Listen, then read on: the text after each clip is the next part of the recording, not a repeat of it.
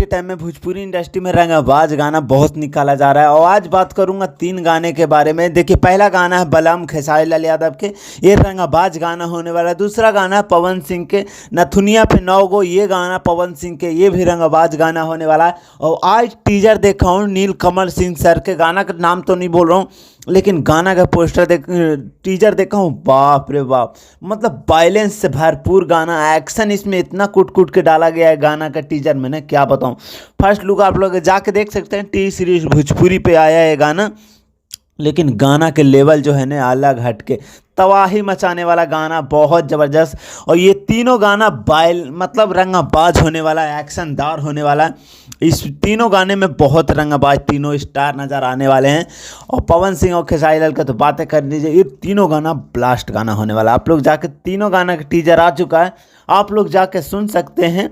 और बहुत तबाही मचाने वाला ये तीनों गाना का टीजर है। सो ज़्यादा कुछ नहीं बोलता हूँ, लव यू, बाय, मिलता हूँ नेक्स्ट अपडेट में, बाय, लव यू।